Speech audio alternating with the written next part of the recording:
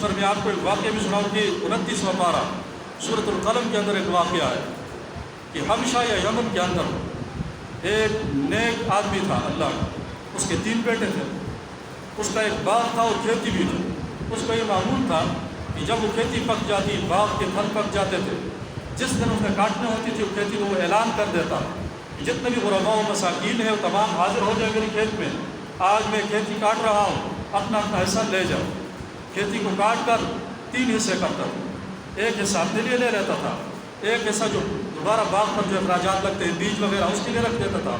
تیسرا حصہ جو وہاں پر فقراء و مساکین جمع ہوتے اسی وقت ان کو دے دیتا تھا۔ خوشحال زندگی اس کی گزر رہی تھی، اچھا باغ، سرسبز و شاداب، کھیتی بھی اچھی ہوتے ہوتے یہ بندہ بیمار ہو گیا۔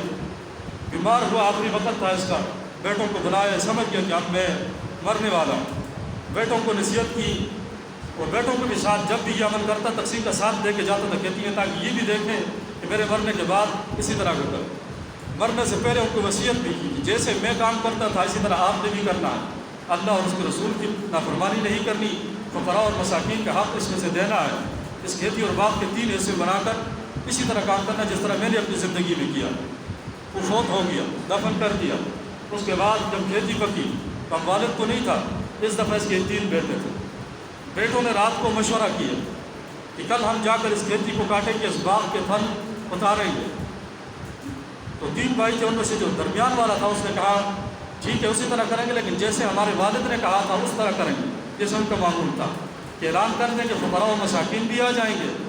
اور ہم 3 حصے بنا لیں گے، ایک حصہ ہم لے لیں گے، ایک دوبارہ اس باغ پر لگانے کے لیے رکھ دیں گے، تیسرا حصہ فقراء و مساکین کو دے دیں گے۔ درمیان والے بھائی نے کہا، جو بڑا تھا اس نے اور جو چھوٹا تھا اس نے کہا نہیں تو پاگل ہے، ہمارا والد بیوقوف تھا، ساری زندگی خود کمایا کھلایا اور ابا اور مساکین پر تو بھی اس کی طرح بیوقوف لگتا ہے، ہم یہ کام نہیں کریں گے، بلکہ ہم راتوں رات جائیں گے، چپکے سے جائیں گے تاکہ کسی فقیر کو پتہ نہ چلے، اور جا کر کاٹ کر اپنا کھیتی اور باغ کے پھل لے آئیں گے اپنے گھر، سب کا سب اپنے لیے رکھ دیں گے، گرمی اور ہم برداشت کریں، مشقت ہم برداشت کریں کھیتی کے اندر اور کھائیں گے فقراء اور مساکین۔ یہ کہا کہ عقل مند، یہ تو ہمارا والد بیوقوف تھا کہ اس نے ساری زندگی اپنی کھیتی اور اپنے باغ کے پھل لوگوں کو دیتا رہا ہے، ہم ایسا نہیں کریں۔ کیونکہ درمیان والا ایک تھا بیچارہ خاموش ہو گیا، کہ یہ مشورہ انہوں نے رات کو کیا۔ قرآن آیت ہے انا بلوناہم کما بلونا اصحاب الجنہ، اس طرح ہم نے آزمایا اس باغ والے کو، اذا اقسموا لیصرمنها مصبحین، انہوں نے رات کو قسم اٹھائی کہ صبح جا کر ہم اس کھیتی کو کاٹیں گے، ولا یستثنون، انہوں نے استثناء نہیں کیا، فقراء اور مساکین کا استثناء نہیں کیا کہ ان کو دیں گے، انشاءاللہ بھی ساتھ نہیں کہا۔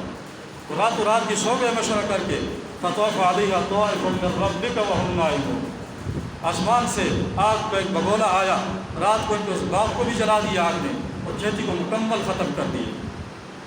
فاصبحت کالصریم فتنادوا، اس کو بالکل اس طرح ہو گیا، اس طرح کاٹی ہوئی کھیتی بالکل کھیت صاف ہوتے کچھ بھی نہیں، فتنادوا مصبحین، رات کو انہوں نے مشورہ کیا، ان کو پتہ نہیں تھا، صبح انہوں نے ایک دوسرے کو آواز دی کہ اغدوا علی حرثکم ان کنتم صارمین، آؤ صبح صبح چلتے ہیں اپنی کھیتی کاٹنے کے لیے، اگر تم نے کاٹنی ہے تو آ جاؤ۔ فانطلقوا وهم يتخافتون، صبح صبح وہ چلنے لگے اور آہستہ آہستہ جا رہے تھے کہ اللہ یدخلن اليوم علیکم مسکین، کہیں مسکین ہمارے پاس آ نہ جائے، ہماری باتوں کو سن نہ لے، ہمارے ساتھ شامل نہ ہو جائے، باغ چلا نہ جائے، اس کو پھر دینا پڑے گا۔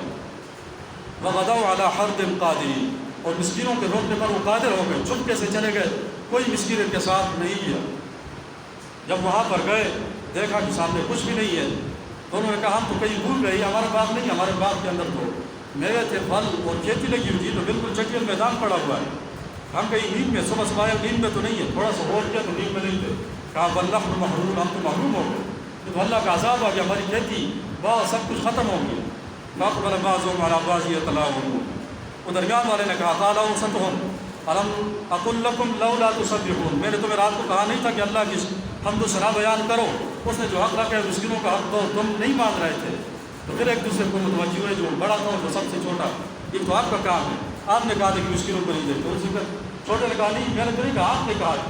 فاقبل بعضهم على بعض، ایک دوسرے کو پھر ملامت کرنے لگے، کیونکہ دنیا کا ایک قانون ہے کہ جب بھی کوئی کام کرتے ہیں وہ کام ہو جاتا ہے تو ہر ایک کہتے ہیں کہ میں نے کیا ہے، اپنا نام نکالنے کے لیے، جب وہ کام خراب ہو جاتا ہے تو ایک دوسرے پر ڈالتے ہیں کہ نہیں یہ تو اس کی غلطی ہے، اس نے مشورہ دیا، ایک دوسرے پر ڈالنے لگے۔ فاقبل بعضهم على بعض يتلاومون، تو پھر سب کچھ جل کر ختم ہو گیا، لیکن ان کو احساس ہوا اپنی غلطی کا، انہوں نے کہا کہ ہم ہی ظالم ہیں، اور اللہ سے توبہ اور استغفار کیا کہ آئندہ کے لیے ہم یہ کام نہیں کریں گے، تو اللہ تبارک و تعالیٰ نے وہ بات دوبارہ ان کے لیے آئندہ کے لیے ٹھیک کر دیا۔ لیکن انہوں نے اپنے اس عمل پر پشیمان ہوئے تو تب جا کر یہ ہوا۔